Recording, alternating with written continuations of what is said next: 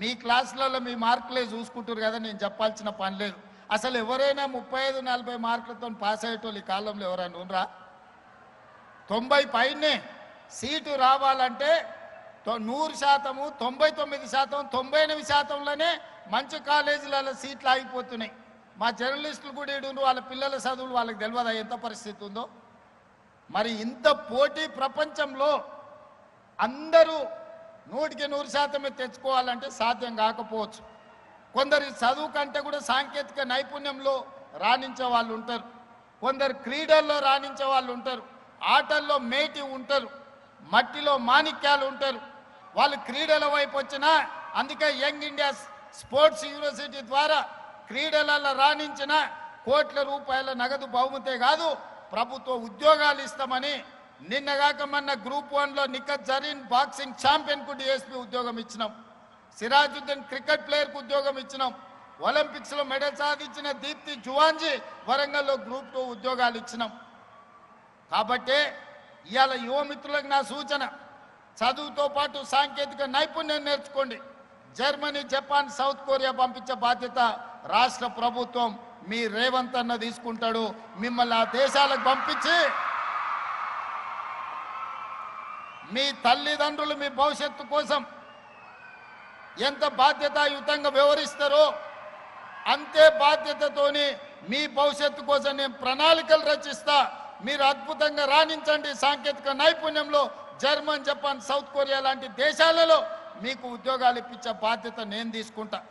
మీరు క్రీడల్లో రాణించండి, రాష్ట్ర స్థాయిలో మెడల్లు సాధించండి, దేశ స్థాయిలో దేశానికి గౌరవాన్ని తీసుకురండి, ఒలింపిక్స్లో మెడల్ తీసుకురండి, ప్రభుత్వ ఉద్యోగాలు ఇచ్చి నగదు నజరానాలు ఇచ్చే బాధ్యత మీరు రేవంత్ అన్న తీసుకుంటాడు.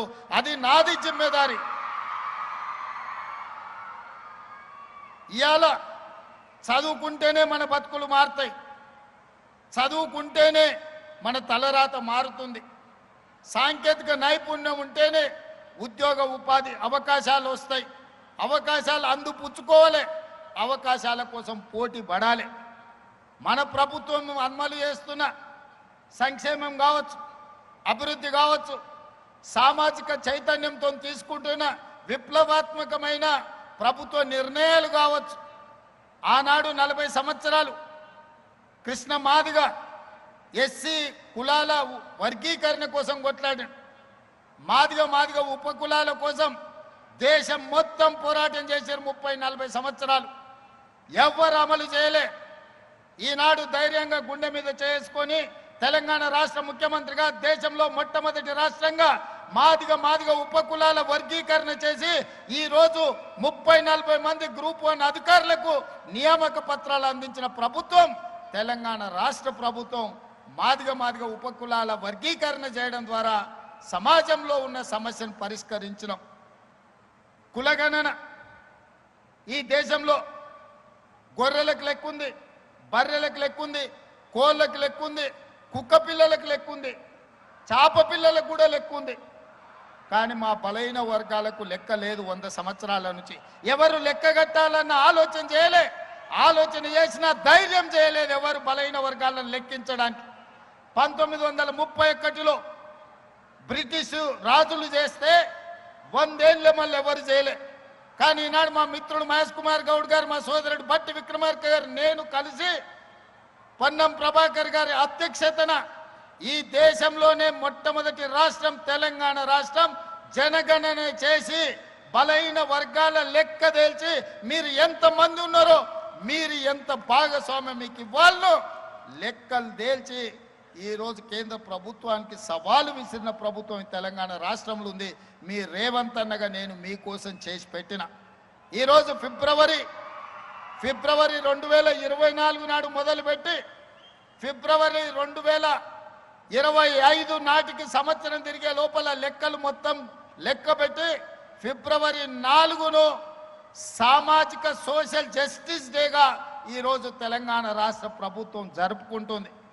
సోదరులారా, వేదిక మీద ఉన్న మిత్రులందరికీ తెలుసు, జాజుల శ్రీనివాస్ గౌడ్ గారికి చాలా వివరంగా తెలుసు ఎన్ని ఒత్తిళ్లు వచ్చినాయో, ఏ పరిస్థితుల్లో తప్పు జరగకుండా కోర్టుల ముందు నిరంజన్ గారు ఉన్నారు ఇక్కడే, బీసీ కమిషన్ చైర్పర్సన్.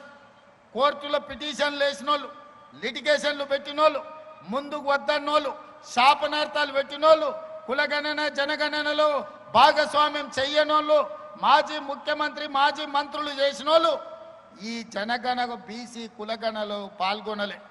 వాళ్ళు లెక్కలకే రాలే.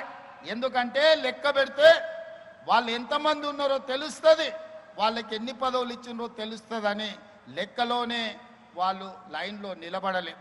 అయినా వాళ్ళు అసెంబ్లీలో వ్యతిరేకించిన చట్టపరంగా కమిషన్ నియమించి చట్టపరంగా అన్ని నిబంధనలు అమలు చేసి ఈరోజు దేశంలోనే మొట్టమొదటి రాష్ట్రంగా బలహీన వర్గాల లెక్కలు తేల్చిన రాష్ట్రం తెలంగాణ రాష్ట్రం. మనమే మొదటి రాష్ట్రం, మనమే చివరి రాష్ట్రం. ఇన్ని గొప్పలు చెప్పే ప్రధానమంత్రి గారు గుజరాత్లో కూడా చెయ్యలేదు. ఈరోజు భారతదేశ జనాభా లెక్కలు కట్టాలి అనంటే కులగణన చెయ్యక తప్పని పరిస్థితి ప్రధానమంత్రికి కల్పించడం. మా హనుమంతరావు గారు ఢిల్లీ స్థాయిలో కొట్లాడుతున్నాడు. ఢిల్లీలో ధర్నా జరిగినప్పుడు కూడా నేను అక్కడికి వెళ్ళా. వెనకటికి పెద్దోళ్ళు చెప్పారు ఏట్లేసినా లెక్కగట్టి వెయ్యాలని. మరి బలహీన వర్గాలకు సంక్షేమాన్ని అందించాలన్నా, బలహీన వర్గాలకు ఉద్యోగ ఉపాధి అవకాశాలు ఇవ్వాలన్నా వాళ్ళ లెక్క ఉండాలి కదా.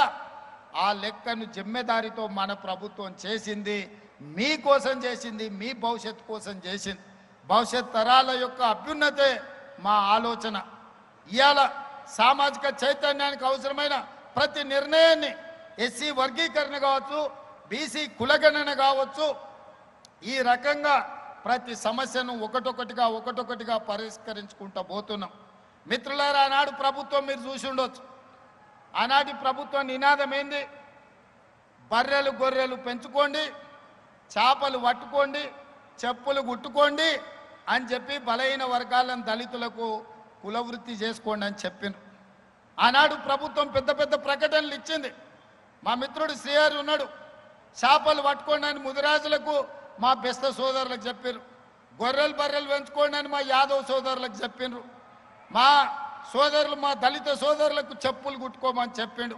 ఎందుకయ్యా అంటే మీరు గొర్రెలు బర్రెలు పెంచుకొని, మీరు చేపలు పట్టుకొని, మీరు చెప్పులు కుట్టుకుంటుంటే వాళ్ళ పిల్లలు మాత్రం రాజ్యాలు ఏలాలని వాళ్ళ ఆలోచన. మీరు చదువుకుంటే, మీరు డాక్టర్లు ఇంజనీర్లు అయితే, మీరు ఐఏఎస్లు ఐపీఎస్లు అయితే రాజ్యాధికారంలో మీరు భాగం అడుగుతారు. కాబట్టి మీరు చదువుకోవద్దన్న ఆలోచనతోని గొర్రెలు బర్రెలు చేపలు చెప్పులు కుట్టుకోండి అని ఆనాటి పాలకులు చెప్తే మీ సోదరుడు రేవంత్ అన్న చెప్పిండు. మన ముత్తాతల నుంచి అదే పని చేసి, మన తాతలు అదే చేసి, మన తల్లిదండ్రులు కూడా చెప్పులు కుట్టో గొర్రెలు బర్రెలను కాసుకోనో మనల్ని బడికి పంపించారు చదువుకోమని. ఇప్పుడు కూడా మన తరం చెప్పులు కుట్టుకోవాల్సిందేనా? ఇప్పుడు కూడా గొర్రెలు బర్రెలను పెంచుకోవాల్సిందేనా? చేప పిల్లల్ని పట్టుకోవాల్సిందేనా? మనలో మార్పు రావద్దా? ఈ సమాజంలో మనం డాక్టర్లు కావద్దా? ఈ సమాజంలో లాయర్లు ఇంజనీర్లు కావద్దా? ఈ సమాజంలో ఐఏఎస్లు ఐపీఎస్లు కావద్దా? ఈ సమాజంలో ఎమ్మెల్యేలు ఎంపీలై మంత్రులై ఈ దేశ పరిపాలనలో భాగస్వాములు మీరు కావద్దా?